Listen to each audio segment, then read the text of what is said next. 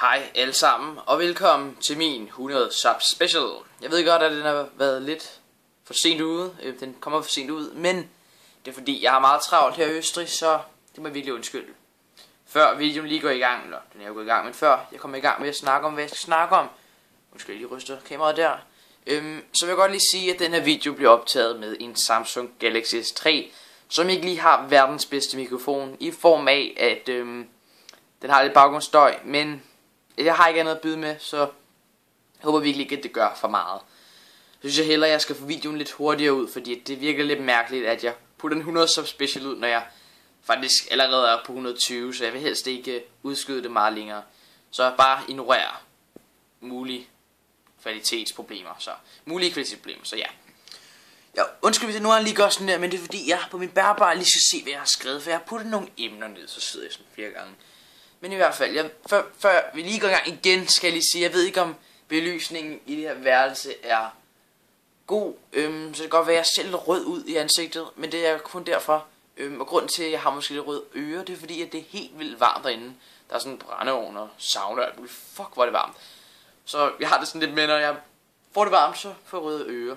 Fuck that shit. Men det var lige et sidespor, men i hvert fald, hvis der er nogle problemer for tæt på, mit hoved for tæt på selve videoen, så er det alt fordi, at jeg er ikke så god til at lave videoer, altså i forhold til nogle vlogs-agtige typer videoer. Så i hvert fald bare bør over med de problemer, og så kan vi bare gå i gang. Det jeg godt vil snakke om, hvis jeg lige kan få lov til at klø mit øje først, er at jeg gerne vil takke de folk, som har gjort det muligt for mig at få 100 subscribers på 2 måneder på min YouTube-kanal.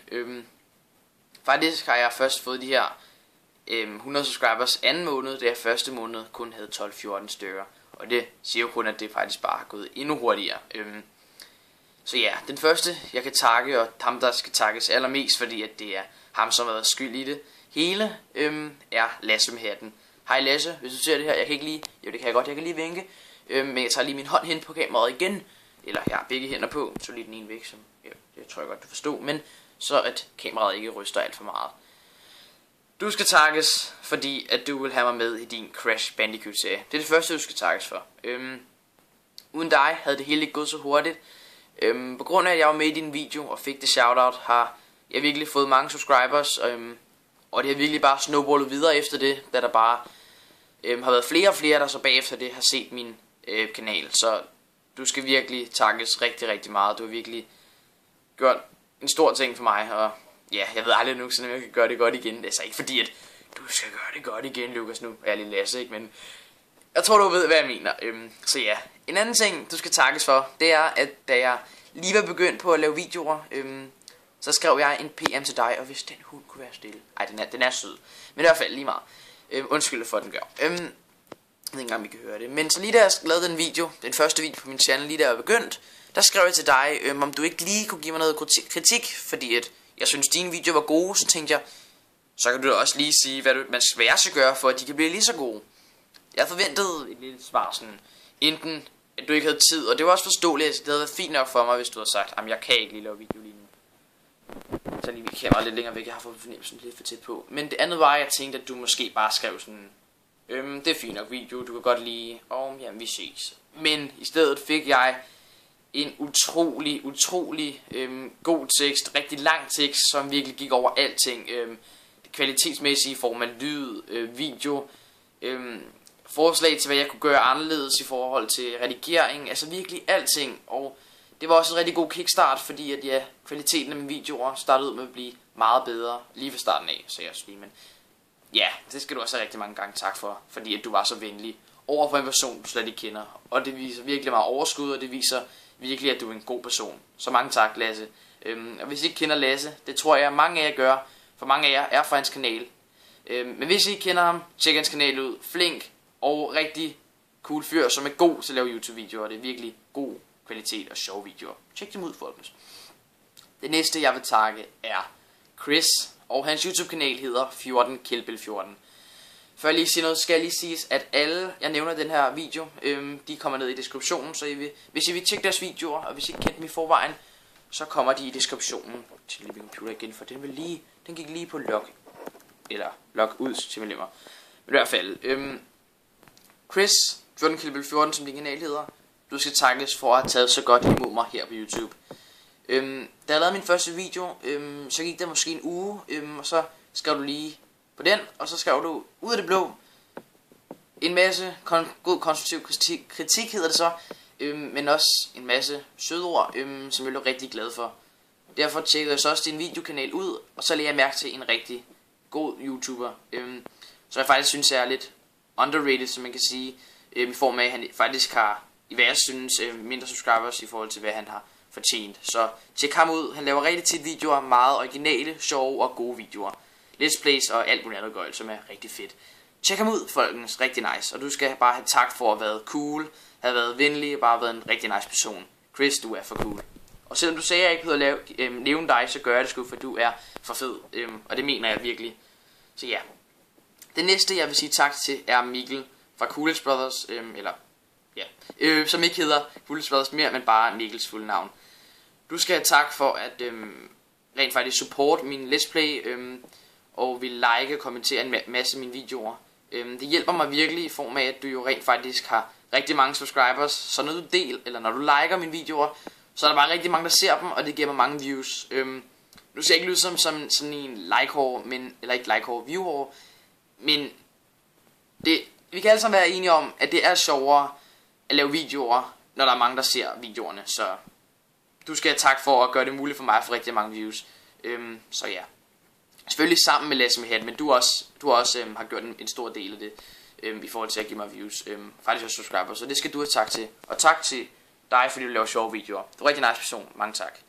Den sidste, som jeg lige vil nævne her, af de her folk, det er en ny faktisk ven, jeg har fået, som hedder Latin J, eller Lasse. Han er en YouTuber, laver også let's plays, tjek ham ud. Men det specielle med ham, det er, at han rent faktisk har været villig til at lave en masse design til mig i form af baggrund, partnerbaggrund, til når jeg nu bliver partner, og thumbnails, når jeg bliver partner, og bare, ja, alting.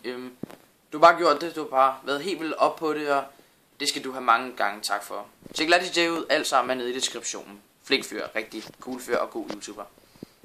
Jo. Så skal jeg selvfølgelig også give en stor tak til alle jer viewers. En ting er, at alle de her, som jeg siger, det er bare nogle taber, de står over hjørnet, I her i højre hjørne for mig af, og de andre de i venstre hjørne. Men jer i højre hjørne lige her, I skal selvfølgelig også tak for at se mine videoer, liket dem, kommenteret og for subscribet. Det er jeg virkelig, virkelig, virkelig glad for. Jeg kan virkelig ikke sige det nok. At jeg er allerede på 100 subscribers, det er jeg så taknemmelig for, og det skal I højre hjørne lige der have tak for. Så dig, som jeg kigger i øjnene lige nu, håber vel, at jeg kigger nogenlunde i lige kameraet, lige i dine øjne i hvert fald. Du skal have tak for at subscribe på min channel. Mange tak. Ja. 2 af mine subscribers vil jeg godt lige nævne specielt. Ikke fordi de er bedre, men fordi de måske har været lidt mere engageret i mine videoer end de fleste. Den første, det er, hvis jeg lige kan finde det her, fordi hans navn er lidt svært at huske, CrashFan97879. Du skal have tak for at have kommenteret på rigtig mange af mine videoer, selv min Spyro 1 Let's Play, og have liket dem og bare været en rigtig flink subscriber. Ja, så det skal du have tak for. Det er rigtig fedt at have nogle rigtig aktive subscribers. Så link til ham nede i deskriptionen selvfølgelig. Det samme gælder for Mr. Bonky 123. Han har gjort præcis det samme som CrashFan. I form af at han har kommenteret, liket og bare været en rigtig flink person. Så han er også linket i deskriptionen. Ja. For at forkæle alle jer folkens, så har jeg valgt at lave, bare lige for at lave et nyt tidsspring, at lave en ekstra LP, eller Let's Play, hvis I ved hvad LP står for, oven i min Spyro trilogi Let's Play. Det bliver enten en Let's Play af Bugs Bunny, Lost in Time, eller en Let's Play af Pokémon Crystal. Hvis I synes, at jeg skal lave en Let's Play af Bugs Bunny Lost in Time, så vil jeg godt have I, efter den kommentar I har skrevet, eller hvis jeg allerede kommer til at lave en kommentar, så lav en ny kommentar, hvor I skriver Bugs Bunny, eller bare Bugs Bunny Lost in Time, eller et eller andet Bugs Bunny bla bla bla. I skal nu ikke skrive Bugs Bunny bla bla bla. I må godt, men fuck jer, der gør det. Nej, selvfølgelig ikke. Der ser nogen, der gør det nu, jeg ved det sgu ikke. Og nu når jeg bliver ved med at sige det her, så er der større chance for nogen, der siger, gør det. Ja, så hvis du godt får opmærksomhed, jamen det er fint. Jeg ved ikke, om I kan høre det, men stupid attention whore train. Okay, hvis I godt vil have, at jeg skal lave en let's play af det spil, så stem på det. Det får man det, jeg lige har sagt. Hvis I skal, grunden til, at I skal stemme på det spil, det er, at det er et spil, jeg har spillet før. Det er et PS1-spil, et gammelt spil, som mange af jer måske ikke kender. Ved, der er måske nogen, der kender det, men mange af jer kender det ikke. Og derfor kunne det også være meget sjovt, at jeg måske kender det, og I måske ikke kender det, fordi så er det noget nyt for jer, men jeg kender det godt, og så, ja, I forstår godt, hvad jeg mener, tror jeg. Ellers så forstår I det overhovedet ikke, så er jeg bare helt fucked, men bare lad være, han er fucked, ham YouTube. Okay. Selvfølgelig, så kan I gøre det samme med Pokémon Crystal. Skriv Pokémon Crystal eller et eller andet, så jeg kan forstå, at det her har noget med Pokémon-spil at gøre. Ja, ikke lave en eller anden puzzle, et eller andet, men bare skriv Pokémon Crystal eller Pokémon, hvis I vil have, at jeg skal lave en Let's Play. Jamen, hvis I vil have, at jeg skal lave en Let's Play, så skriv Pokémon Crystal. Hvis I vil have, at jeg skal lave en Let's Play af det, Pokémon Crystal. Grunden til, at jeg skal lave en Let's Play af det, eller en grund til, at jeg skulle lave en Let's Play af det, det kunne være, at vi alle sammen nok har spillet det spil, eller i hvert fald mange af os. Det er et godt, gammelt, originalt spil, Pokémon, et af de fede spil i min mening, whatever. Så ja, det er nok derfor. Jeg kender spillet, har spillet flere gange igennem, og I kender det nok også selv. Så hvis I godt vil se en let's play af et spil, som er blevet spillet, som I nok selv har spillet før, men også nok et spil, som har lidt mere sådan minder med sig, kan man sige, så skal I nok stemme på det spil. Men i hvert fald, det kan godt være, at jeg vælger et af det, altså hvis det ligger meget tæt, måske hvis en er lidt mere end den anden, så kan det godt være, at jeg tager det op. Hvad vil jeg måske helst? Og ja, hvis det bliver sådan, at jeg lige pludselig tænker, fuck, jeg vil egentlig ikke spille det her spil alligevel, så er det jo selvfølgelig sådan lidt, så spiller jeg nok det andet spil. Men det bliver en af de to. Men I kan have noget med at gøre.